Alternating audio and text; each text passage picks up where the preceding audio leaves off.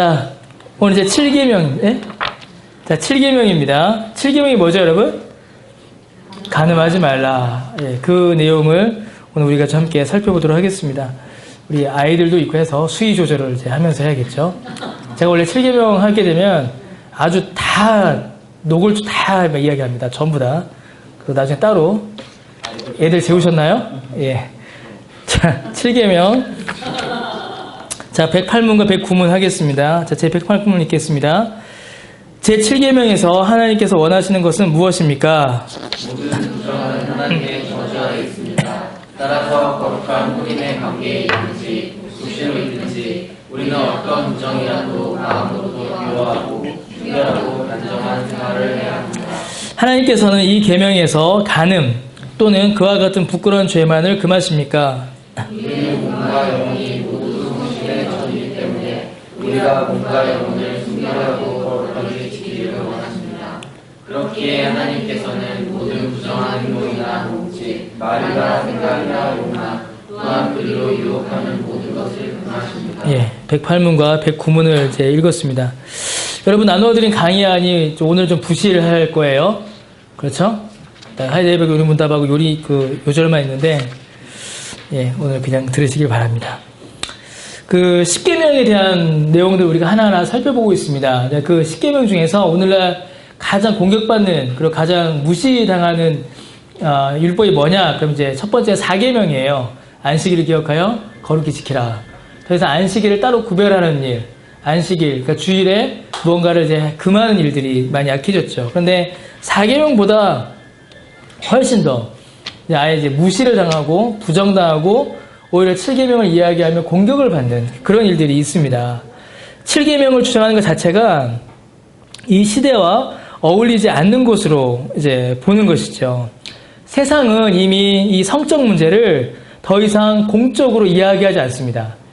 그러니까 성에 대한 이야기가 굉장히 많죠. 많이 개방되어 있고 뭐 TV를 켜도 영화를 봐도 성에 대한 이야기들이 아주 공공연하게 이루어지고 있습니다. 그런데 성에 대한 이야기가 그렇게 많이 이야기하고 많이 드러나 있지만 그 한 면을 보셔야 되는데 성이 철저히 개인의 사적인 영역으로 다룬다라는 겁니다. 공적으로는 봐요. 보고 즐기지만 내가 하는 일에 있어서 내가 그 성을 경험하는 문제에 있어서는 철저히 사적인 내 개인의 범주 안에 둔다라는 것이죠. 그래서 서로 좋아서 하는 것이다 라는 것 이상의 의미를 두지 않습니다. 내가 좋아서 하고 상대방이 좋아서 하고 우리가 서로 합의 봐서 했으면 됐지 사적인 영역에서 이루어진 성을 공적인 영역, 곧 교회나 법이 그것은 잘못된 것이다, 그것은 잘된 것이다 라고 평가하고 정죄받는 것을 사람들이 좋아하지 않는다라는 겁니다. 가장 이제 극단적인 예가 이제 뭐예요? 이제 최근에 이제 간통법 폐지 같은 경우가 있었죠. 과연 간통법을 둬야 되는가, 아니면 그걸 폐지해야 되는가, 거기에 대한 어떤 법리적 해석, 헌법학자들이 하는 이제 법리적 해석은 이제 제가 모르는 영역이니까 거기에 대한 이야기는 하지 않겠습니다. 대신에 성경의 신학적인 영역, 그러니까 성경에서 가르치는 성의 문제로 봤을 때는 부부간의 정절을 지키고 가정을 지키는 수단으로서 간통죄는 유지되어야 하는 것이 오히려 성경적인 입장입니다. 왜냐하면 사람이 연약하여서 사람의 재성이 성의 유혹이 왔을 때 그것을 뿌리치거나 온전히 이겨내지를 못한다는 것이죠. 법은 사람에게 상 주기 위한 것이 아니라 벌을 주기 위한 겁니다. 그 말은 무슨 말이냐면 죄를 지었을 때 벌을 받을 수 있으니 그 벌로 인하여서 죄를 제어하는 역할을 세상법이 가지고 있습니다. 그 기능을. 간통법이 있음으로 해서 그것이 죄로 정죄됨으로 인해서 최소한의 보호장치가 있었던 것이죠. 그러나 이제 그것이 사라지면서 이제 그 최소한의 보호장치조차 이제 사라져버린 겁니다. 철저히 개인의 사적인 영역으로 성을 두되 그것이 공적인 영역, 이런 우리 같은 교회나 어떤 세상 법정에서 공적으로 다루어지고 평가받는 것을 거부하는 시대에 살아가고 있습니다. 굉장히 이제 모순된 시대이죠. 아주 공개된 장소에서 공개된 곳에서 성적인 것들이 그렇게 많이 보여지고 행해지고 있음에도 불구하고 그것에 대한 평가는 개인에게 맡겨버리는, 공적으로 굉장히 그것을 조장하고 있고 그것을 막 자랑스럽게 행동하고 자랑스럽게 말하는 그런 세상 속에서 살아가면서 그것에 대한 평가는 개인에게 맡겨버리는, 심지어는 교회도 거기에 대해서 말하지 못하는 아주 왜곡되고 그런 좀 이상한 시대에 우리가 살아가고 있습니다. 그래서 이제 교회에서 7계명을 설교하지 못해요. 이제 저도 이제 목사고 제 동기들도 교회에서 사역을 하겠죠. 젊은 목사들이니까 청년부를 많이 맡습니다. 그럼 이제 7계명 설교를 못하는 거예요. 서로 간음하지 말라, 혼전, 혼외, 그거 하면 안 된다. 결혼하기 전까지는 절대 관계 맺어서는 안 된다. 그런 내용들을 설교하면은 사람들이 싫어하고 청년들이 막 나가버리고 인상 쓰고 막 그런 일들이 막 일어나니까 성의 긍정적 측면들만 강조하는 겁니다. 애 많이 낳고 부부 사이에 쾌락을 누리세요. 이것만 이야기하고 그것이 오용되었을 때의 죄와 책임의 문제에 대해서는 이게 설교하지 못하는 그런 일들이 이제 많이 일어나죠. 그러나 저는 열심히 설교합니다. 그 부분에 대해서. 그 성의 문제가 왜곡되었을 때, 이 7계명의 문제가 왜곡되어 있는 그 극단에 뭐가 있냐면, 그 끝에, 그 끝점에 뭐가 있냐면, 동성애가 있습니다. 동성애는 성을 철저히 개인의 취향의 문제, 성향의 문제로 두죠. 그러니까 성이 가지고 있는 기능적 측면이 있어요. 뭘까요? 성의 기능적 측면. 말이 좀 그렇네요. 성의 기능적 측면은 임신입니다. 아이를 낳는 것이죠. 하나님께서 성을 주실 때에 이 기능적 측면과 정서적 측면 둘 다를 두셨는데 이 동성애는 철저히 성을 개인의 취향과 성향의 문제로 둬버립니다. 그러니까는 그 극계에 가 있는 거예요. 오직 쾌락만 있는 것. 이게 바로 동성애가 되는 것이죠. 동성애만의 문제가 아닙니다. 혼외, 혼전, 무분별하게 행해지는 모든 성은 그 자체로 하나님께서 성을 주신 목적을 어기는 것이고 큰 죄를 짓는 겁니다. 어떤 공적인 의미, 사회적 의미, 특별히 신앙적 의미를 더 이상 성에서 찾지를 않는 이제 그런 아주 이상한 시대에 우리가 살아가고 있습니다. 최근에 어떻게 지나가다가 어떤 동영상을 하나 봤어요. 만약에 여러분 한번 생각해 보세요. 여러분이 몰래 어떤 부부가 밤에 성관계를 맺고 있는 거를 여러분들이 몰래 숨어서 봤다고 생각해 보세요. 그러면 여러분은 뭐죠? 관음증 환자죠. 아주 부끄럽고 수치스러운 일이잖아요. 그렇지 않습니까, 여러분? 그렇잖아요. 이렇게 부부가 성관계를 맺고 있는데 밤에 몰래 봅니다. 그건 아주 수치스러운 일이죠. 그런데 그것을 공개적으로 보는 일에는 우리가 수치를 느끼지 않는다는 거예요. 이게 무슨 말이에요? 영화나 야동이나 포르노나 그런 것들이 공개적으로 보여지고 우리가 그것을 보는 거에 대해서는 수치를 느끼지 않는 세상이 돼버린 겁니다.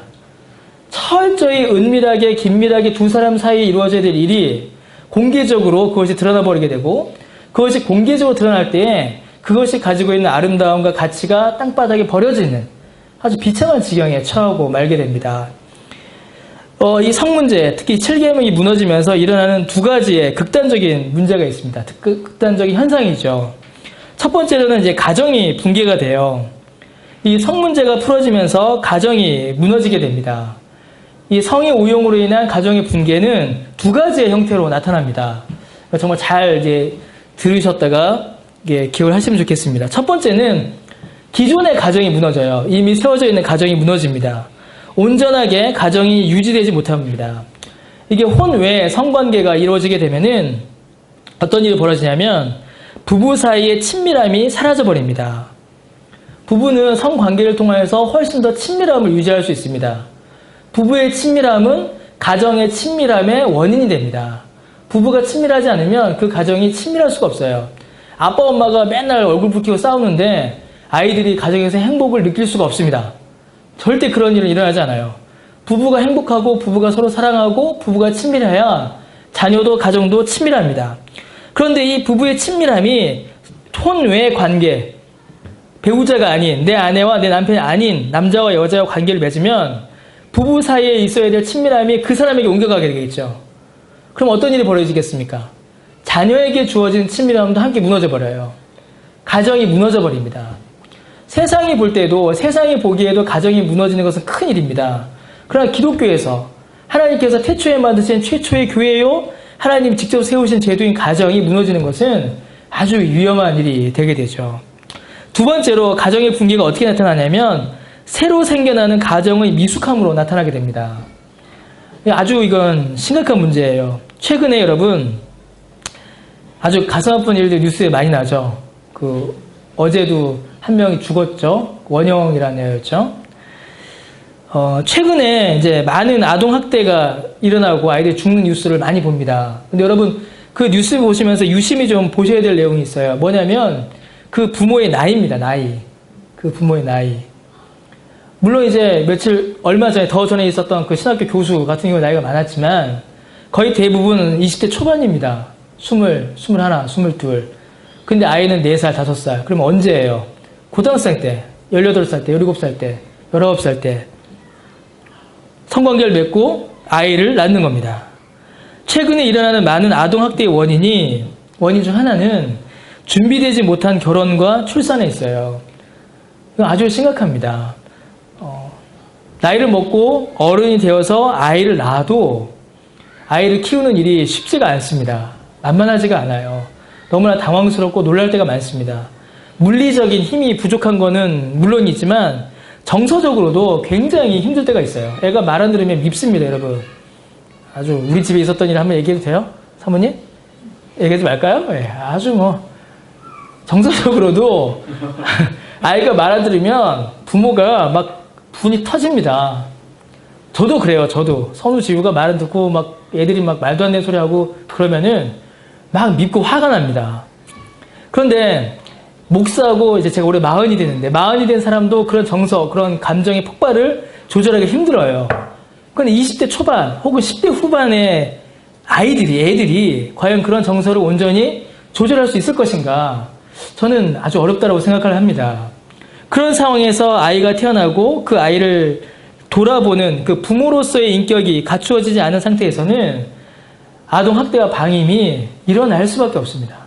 그래서 어떤 경우가 많아요. 보통 이제 비슷한 패턴이에요. 21살짜리들이 21살이 아이를 낳았는데 아이는 집에 놔두고 아빠는 PC방, 엄마는 돈 벌러, 엄마가 PC방, 아빠는 돈 벌러. 그래서 애는 집에서 놀고 있고 혼자 분유 먹고 있고 그런 일들이 비일비재하게 일어나는 겁니다. 그러니까 이 성의 문제는 단순한 문제가 아니에요. 아이들에게 성교육 시켜야 합니다. 아이들에게 콘돔 사용법, 피임법들을 아이들에게 가르쳐야 하는 것은 분명한 사실이에요. 그러나 그것보다 본질적으로 이루어져야 되는 것은 성과 가정이 얼마나 중요하고 그것이 왜곡되었을 때 얼마나 큰 고통이 있는가를 잘 가르쳐야 됩니다. 성의 타락은 철저히 가정을 붕괴시킵니다. 가장 무서운 거죠. 자, 두 번째로 가정이 먼저 붕괴되죠. 두 번째로 붕괴되는 게 뭐냐면 이제 교회가 붕괴됩니다. 이 성 문제가 왜곡되기 시작하면 교회가 붕괴돼요. 교회 안에서 이런 문제가 일어나 버리고 맙니다. 성이 무서운 것은 성 경험은 몸에만 남는 것이 아니라 그 영혼에, 마음에, 기억에 남게 돼요. 거룩한 것을 사모하여 거룩한 것을 예배하는 교회 모임에서 성관계를 맺은 남녀가 함께 있거나 그 관계가 깨어졌거나 혹은 그 관계가 깨어지고 다른 관계들이 맺어지고 있을 때에 그런 관계들이 교회의 공동체성을 훼손하고 무너뜨리기가 훨씬 쉽습니다. 그런 면에 있어서 더욱더 조심해야 될 이유가 있는 것이죠. 최근에 이제 많은 목사들이 성적 범죄를 범하고 있습니다. 더 큰 문제는 뭐냐면 이를 교회가 제대로 처벌하지 못한다는 것이에요.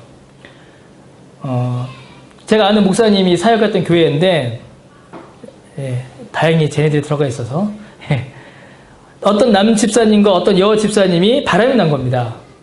서로의 배우자가 있어요. 가정이 있습니다. 근데 바람이 났어요. 그래갖고 교회가 무슨 기도원 짓는다라고 하니까 두 사람이 답사가겠다고 강원도 갔다가 안 오고 막 그러는 일이 벌어지는 겁니다. 난리가 났죠. 그래서 교회가 어떻게 했을까요? 그 교회가 권징을 했죠. 그런데 이 두 사람이 교회를 나가버렸습니다. 그리고 다른 교회에 딱 등록을 해버렸어요. 두 사람이 부부처럼. 그러면 이 사실을 그 교회에 알려줬어요. 그러면 그 교회는 어떻게 될까요? 받은 이 두 사람을 징계해야 됩니다. 새로 오셨으니 환영합니다. 이런 문제가 아니에요. 신자로서 하나님 앞에 죄를 범하였기 때문에 그들이 교회에 왔다 하더라도 받아주지 않거나 다시 그 교회에 돌아가서 그 벌을 받고 오거나 죄를 회개하도록 권면해야 되는 게 맞는 겁니다. 그런데 그 교회가 얼쑤하고 받아줬습니다. 이게 저쪽에 있었던 일이에요. 그러면 그게 교회가 뭐가 되는 거예요? 삼일교회, 예전에 삼일교회, 지금 홍대 세교회 목회하는 전병옥 씨 같은 경우에는 세상법으로 만약에 고소했다면 지금 평생 그 사람 발찌 차고 다녀야 될 사람입니다. 세상법으로 고소했다면요. 근데 교회법이 그를 어떻게 했어요? 풀어줬습니다. 제가 어제 한번 들어가 봤어요. 홍대 세교회. 예전에는 그 사진을 보여줬는데 지금 사진 다 못 보게 막아놨더라고요. 홍대 세교회가 지금 700명에서 1000명이 모인대요.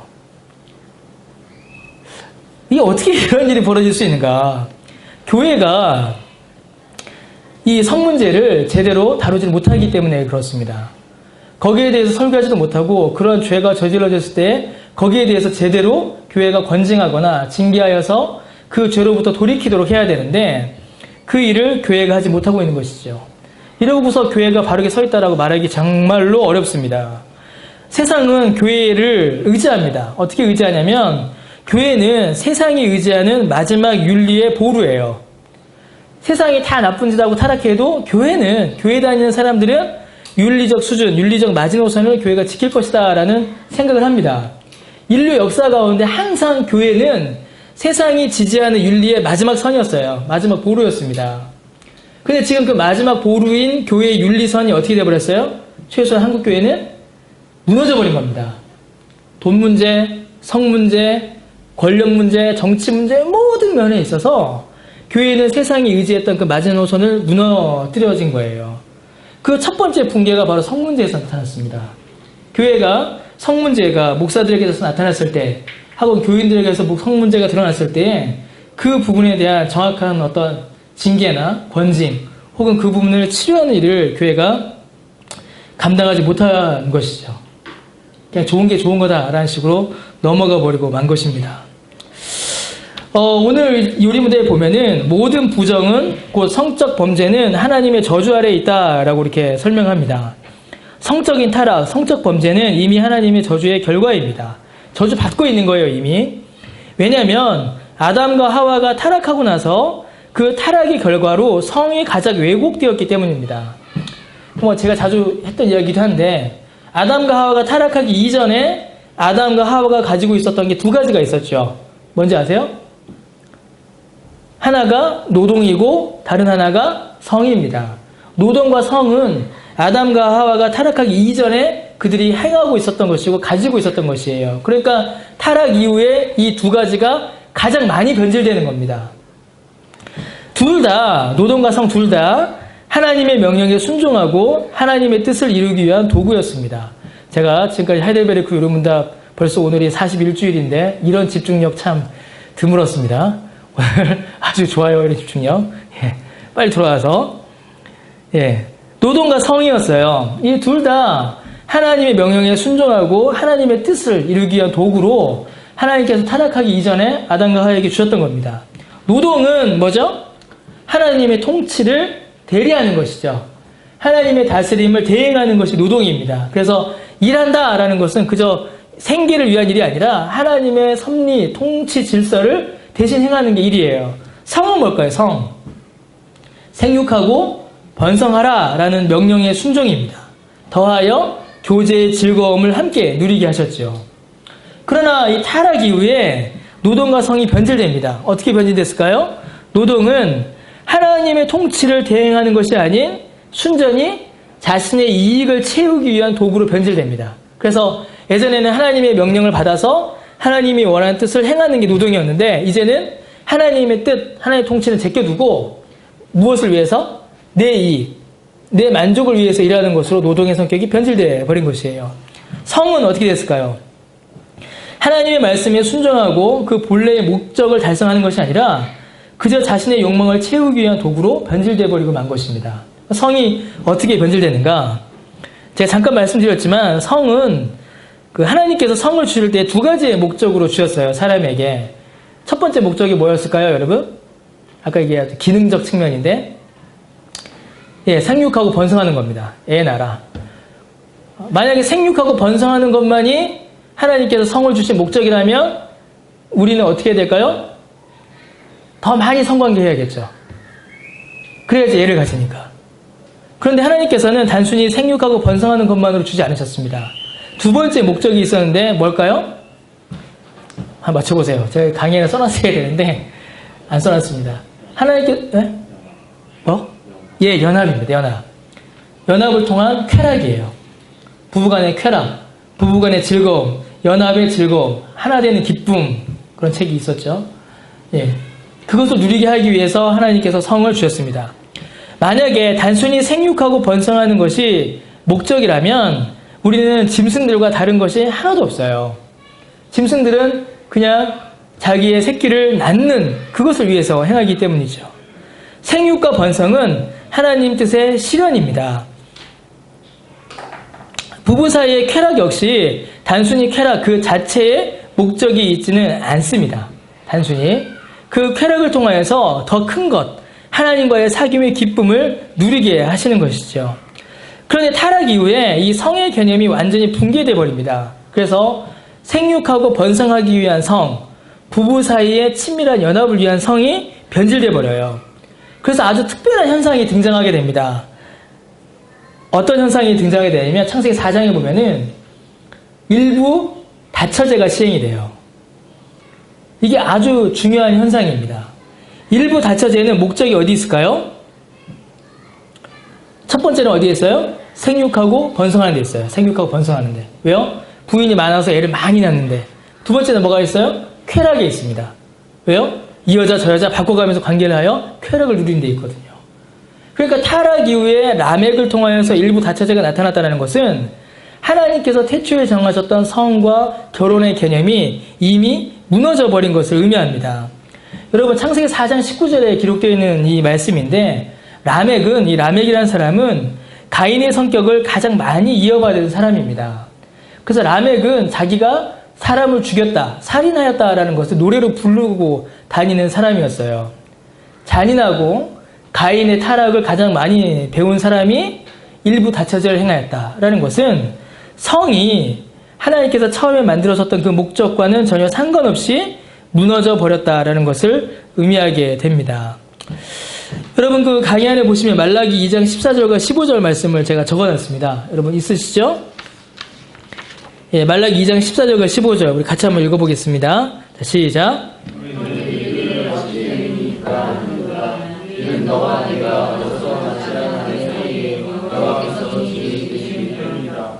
그는 일자리로 너와 사역한 하늘에 네가 그에게 거짓을 행하였도다. 그에게는 영이 충만하였으나 오직 하나를 만들지 아니하셨느냐.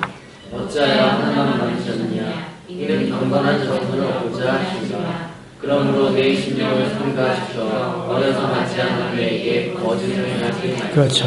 보세요 여러분.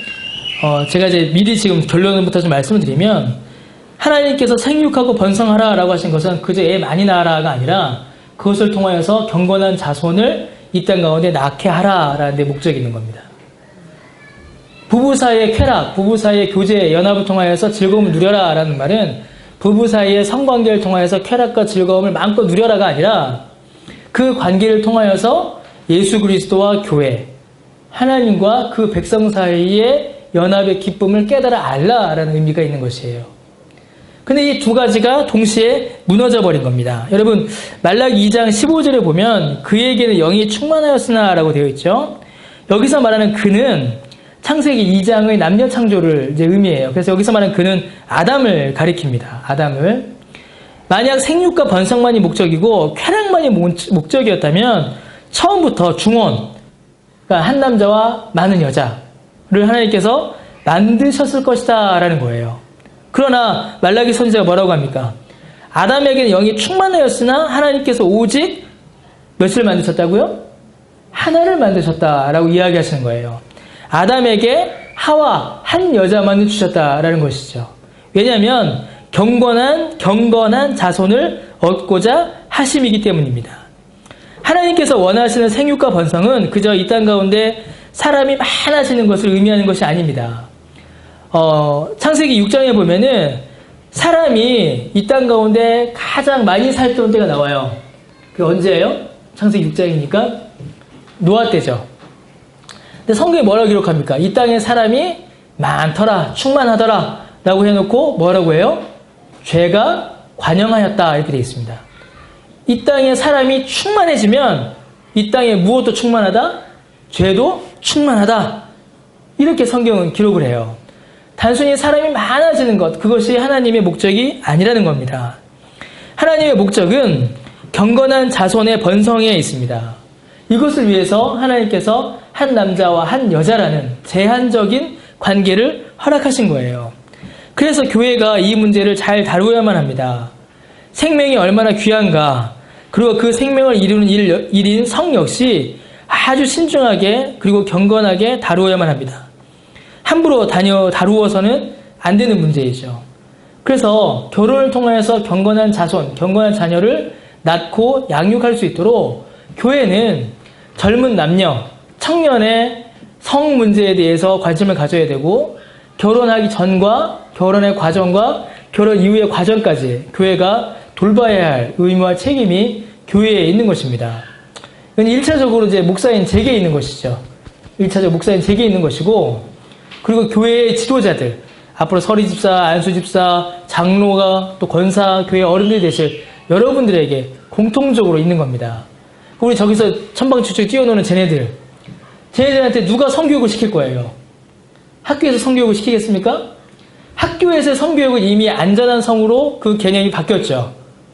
여러분 아시죠? 이미 이제 외국이나 유럽의 영향을 받아서 학교에서 성교육은 안전한 성으로 교육의 목표가 바뀌었어요. 성관계를 갖되 안전하게 가져라, 이렇게 가버렸습니다. 그거는 과연 성경적인가? 라고 볼 때 성경적이지 않아요. 성경에서 말하는 성은 경건한 자녀를 양육하는 데 그 목적이 있습니다. 결혼과 자녀 생산이 교회 성경에서 말하는 성의 궁극적인 목적이에요. 그럼 그것을 누가 가르칠 수 있겠어요? 우리가 가르쳐야 됩니다. 여러분들이. 그래서 여러분들 아이들 유아 세례 받을 때 전부 다 우리 서약했잖아요. 유리, 윤희, 우리 재인이 유아 세례 받을 때 어떻게 해요? 이 아이들을 교회가 함께 돌보겠다. 성 문제부터 돌봐야 합니다. 가르쳐야 되는 것이죠. 우리 지은이는 이미 벌써 중학생 됐으니까 벌써 아시겠지 모르겠지만 선우만 해도 저 4학년인데 이미 벌써 막 어디서 주워 듣고 옵니다.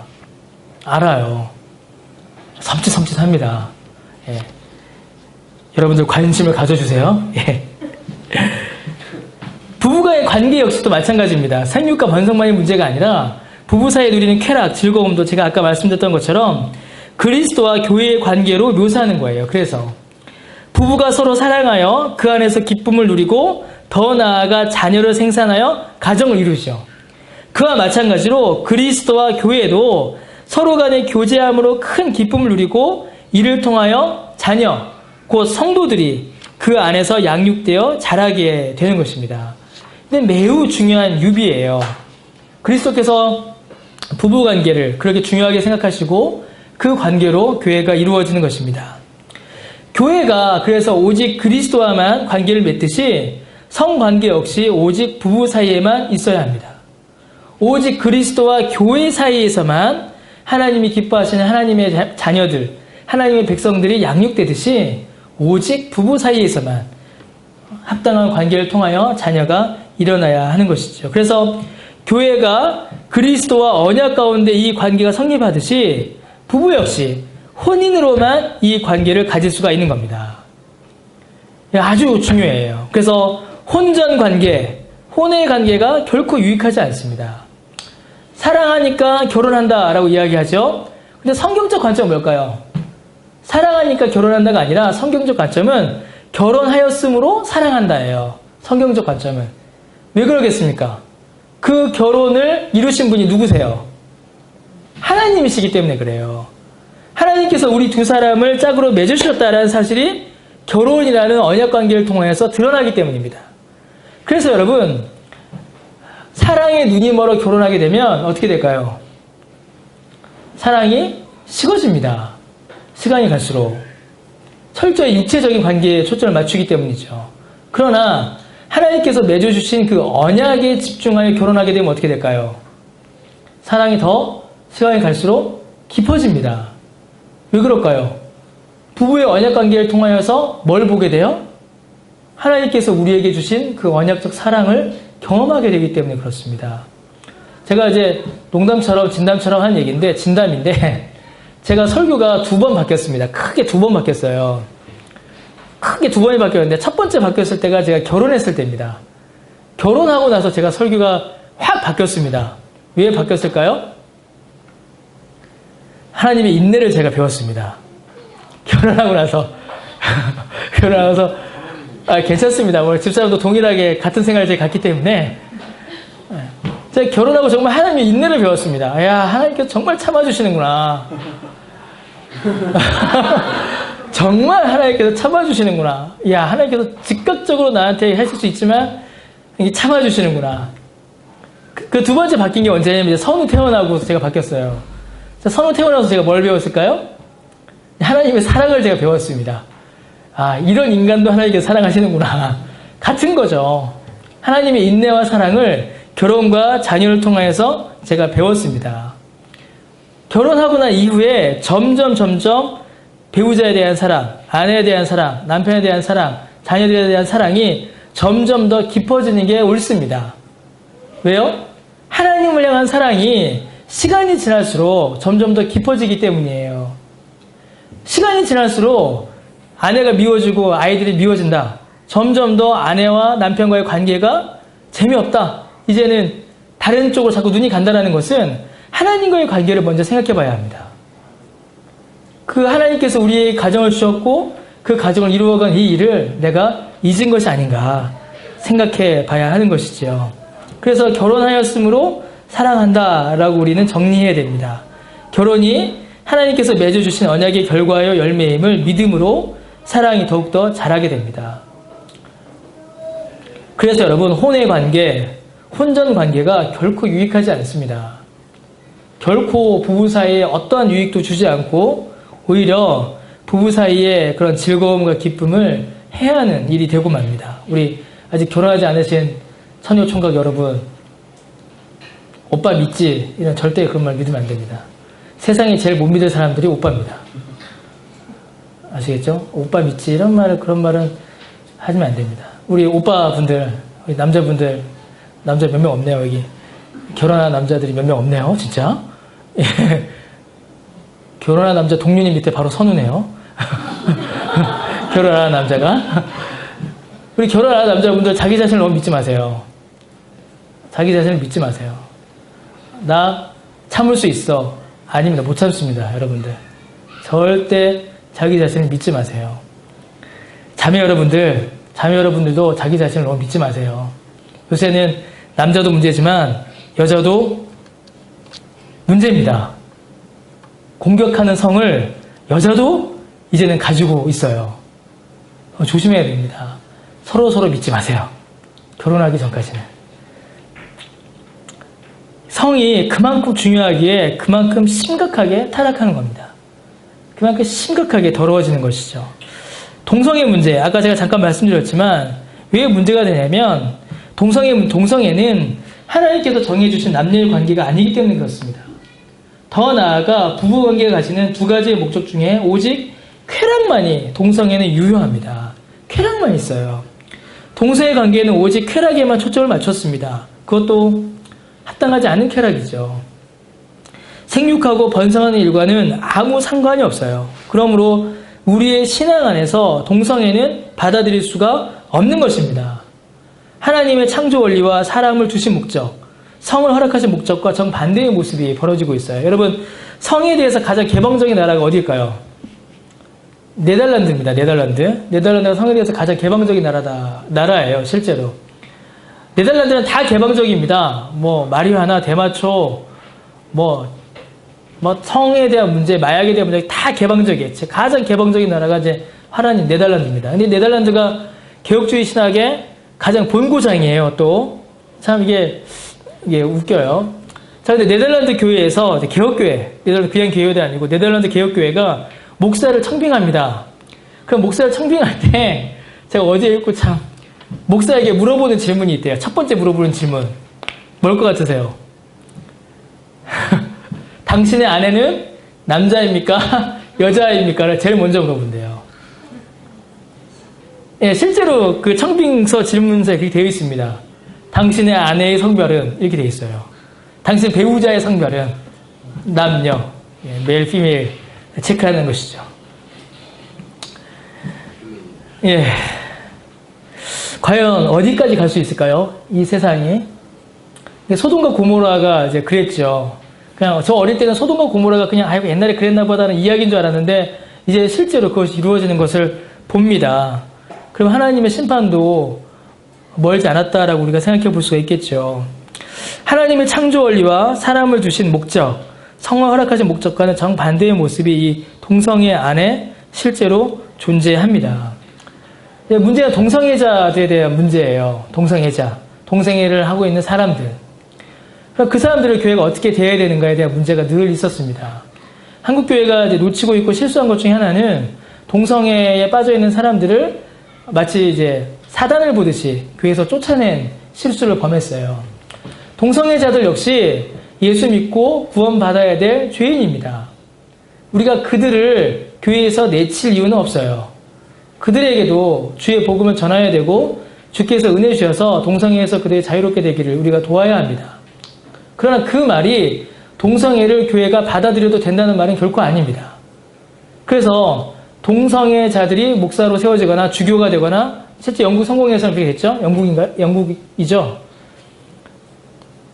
레즈비언 커플이 주교가 됐죠. 같이 둘 다 신부고 그런 일들이 막 일어납니다. 그거는 교회가 결코 받아들일 수 없는 일이 됩니다. 하나님의 창조 원리를 정면으로 부정하는 게 때문이죠.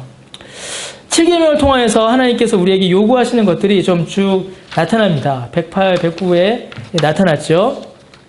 어떤 부정이라도 마음으로부터 미워하고 순결하고 단정한 생활을 하는 것을 하나님께 요구하십니다. 외적으로 성적 범죄를 행하지 않는 것은 당연하고 그러나 여기에서 그치지만은 않습니다. 마태복음 5장 27절과 28절에 보면 예수님께서 뭐라고 하세요? 간음하지 말라 했다는 것을 우리가 들었으나 여자를 보고 음욕을 품는 자마다 이미 간음하였다라고 주님께서 말씀하십니다. 바리새인들은 그저 행위의 문제로만 이 7계명을 대했습니다. 그러나 예수님은 이것이 마음의 문제임을 지적하셨어요. 그래서 우리가 모든 성적인 유혹과 범죄들을 마음으로부터 미워하는 일이 필요합니다. 마음으로부터 절제하고 그것을 싫어하고 그것을 피하는 노력과 수고가 우리에게 반드시 필요합니다. 그러면 백꿈은 무엇을 금하시는가? 우리의 몸과 영혼을 순결하고 거룩하게 지키길 원하십니다. 그래서 행동, 몸짓, 말, 생각, 욕망, 유혹 모든 것을 금하십니다. 왜냐하면 아주 단순한 이유예요. 우리의 몸과 영혼이 모두 누구의 것? 주님의 것이고 성령의 전이기 때문에 그렇습니다. 내 몸이, 내 육체가 내 것이 아니라는 거예요. 내 육체가 내 것이면 내 마음대로 해도 되죠. 그러나 내 육체가 내 것이 아니요 하나님께서 값으로 산 것이기 때문에 주님의 것이기 때문에 주님의 뜻 가운데 우리가 있어야 된다라고 설명하십니다. 여러분 강의 안에 고린도전서 6장 15절 20절 제가 적어놨죠? 이걸 조금 설명을 할 필요가 있어요. 다 했습니다. 사람의 육체가 경험할 수 있는 가장 완벽한 연합은 성관계입니다. 여러분 성관계는 정말 사람이 경험할 수 있는 가장 완벽한 연합이에요. 육체와 정서가 하나 되는 것이기 때문에 그렇습니다. 사랑해야 성관계를 가지게 되고 성관계를 가짐으로 그 사랑이 더욱더 깊어집니다. 그래서 사람이 경험할 수 있는 가장 완벽한 연합은 성관계예요. 그래서 이것은 오직 하나님께서 허락하신 언약의 관계, 결혼을 통해서만 우리 가운데 이루어져야만 합니다. 가장 깊고 가장 본질적인 연합인 이 성관계를 만약에 나랑 아무 상관없는 사람 혹은 돈을 주고 산 사람과 맺는다라는 것은 자기 자신을 아주 비천하게 떨어뜨린 것과 같습니다. 그러므로 바울이 이를 그리스도와 교회의 연합으로 설명하는 것은 이제 타당한 것이죠. 신자는 그리스도와 연합한 존재이기 때문에 그렇습니다. 더 나아가서 고린도전서 6장 19절을 보니까 우리가 하나님의 전이다 라고 설명을 하고 고린도전서 6장 20절은 이를 따라 삶의 방향과 목적이 바뀌었음을 의미합니다. 성관계를 갖는다라는 것은 단순한 문제가 아니라는 것이죠. 그저 성이 그러죠. 원나잇 스탠드라고 하죠. 하룻밤에 불장난으로 끝나는 것이 아니라는 겁니다. 그저 육체의 쾌락을 즐기고 마는 것으로 끝날 수가 없다라는 것이에요. 성관계 맺을 때 가장 자기의 인격과 정서와 육체가 연합되기 때문에 그렇습니다. 그래서 고린도전서 6장 18절을 보면 성관계의 성 문제는 음행은 뭐라고 해요? 다른 사람에게 범하는 죄가 아니라 누구에게? 자기 몸에 범하는 죄다라고 이야기합니다. 더 나아가서 그리스도와의 연합을 막고 죄로 더욱더 나아가게 하며 몸과 마음, 영혼에 흔적을 남기게 되기 때문이죠. 성을 잘 절제하고 잘 돌봐야 하는 이유가 여기에 있습니다. 부부관계는 더욱더 친밀해야 합니다. 부부관계는 더욱더 친밀해져야 되죠. 부부 사이는 친밀할수록 더 좋습니다. 그러나 그 친밀함은 하나님이 주신 그 과정, 그 관계 안에서만 있어야만 합니다. 이 앞으로 결혼할 두 사람 오늘 결혼학교 제대로 하네요. 이거 한 2시간 강의해야 될 내용인데. 우리가 우리의 몸을 함부로 행할 수 없습니다. 예수 믿어 구원받았다면 우리는 우리 자신의 것이 아니기 때문이죠. 성에 대해서 교회가 좀 더 분명한 자세를 가져야 할 필요가 있습니다. 교회를 통한 성교육이 필요하고 그런 이야기들을 교회가 분명히 하여서 우리 자신이 그리고 우리의 자녀들에게 우리 청년들에게 이 문제를 더욱더 분명히 할 수 있는 일이 필요합니다. 이 성문제 이 7계명에 대한 내용들을 이제 쭉 하다 보면은 여러 가지 상황들이 이제 등장하게 됩니다. 여러 가지 질문들이 있어요. 뭐 자유행위부터 시작해서 몽정, 어떤 사람들이 의도하지 않았던 성문제들, 그런 것들 내용들 굉장히 많습니다. 낙태에 대한 내용들, 그런 것들 하나하나를 다루기에는 지금 시간이 좀 부족하죠. 우리가 이제 시간을 따로 잡고 해야 될 문제입니다. 오늘은 이제 가장 기본적 원리만을 제가 말씀을 드렸습니다. 우리의 육체가 우리의 것이 아니요 하나님의 것이기 때문에 하나님께서 정해놓으신 그 원리 안에서 결혼이 유지되어야 한다라는 겁니다. 이 누구죠? C.S. 루이스의 책에 이 성에 대해서 남겨놓은 아주 짧은 글이 있습니다. 도르토 친주 쓰신 분, 프랑크 목사님의 책에서 인용되는 건데, 여러분 만약에 음식을 만듭니다. 아주 맛있는 음식을 만들어요. 근데 그 음식을 우리가 한 명이 살짝 맛을 본다면 그 음식은 어떻겠어요? 너무 귀한 음식이 되겠죠. 그런데 그 음식을 많이 만들어서 길거리에 막 던져놓고 뿌려놓고 지나가는 사람들이 아무나 밟고 아무나 먹고 손으로 만지게 하면은 그 음식이 어떤 음식이 되겠습니까? 더럽고 추하고 가치 없는 음식이 되고 말아요. 성이 그와 비슷하다라는 것이죠. 하나님께서 우리에게 주신 아주 고결하고 아주 기쁘고 인간이 이 땅에서 누릴 수 있는 가장 큰 기쁨이고 만족이고 그것을 통하여서 하나님과 우리의 사랑을 확인할 수 있는 그 성을 아주 귀하고 소중하게 다룰 때에 비로소 그 참된 가치를 우리가 누릴 수 있다는 겁니다. 근데 그것을 길거리에다 던져놓고 아무나 보게 하고 아무나 만지게 하고 아무나 먹게 한다면 그것이 얼마나 참되고 그것이 얼마나 가치 있고 얼마나 귀한지 아무도 알지 못하게 되고 그냥 길가에 버려지는 쓰레기와 다를 바 없이 된다는 것이에요. 성에 대해서 오늘 7계명을 다루었는데 우리가 좀 더 분명한 자세를 가지고 살아야 하겠습니다. 오늘날 세상이 7계명은 죽은 율법이야. 7계명을 지키는 것은 어울리지 않아. 우리는 2016년에 살고 있잖아. 2016년은 그런 세상이 아니야. 7계명 예수님 오시기 전에 몇백 년 전에 1000년 전에 3000년 전에 율법을 왜 지금 적용해? 그럴 수 없는 겁니다. 우리가 결혼하여 애를 낳는 일이 예수님 오실 때까지 이어질 텐데 예수님 오실 때까지 이 7계명 우리 안에서 분명히 자리 잡아야 합니다. 특히 요즘처럼 하나님의 말씀대로 살아가기가 더욱더 힘든 이 시대 가운데에 이 말씀을 잘 붙잡고 또 이 말씀의 교훈을 잘 따라가시는 여러분 되시기를 제가 다시 한번 부탁을 드립니다. 기도하겠습니다.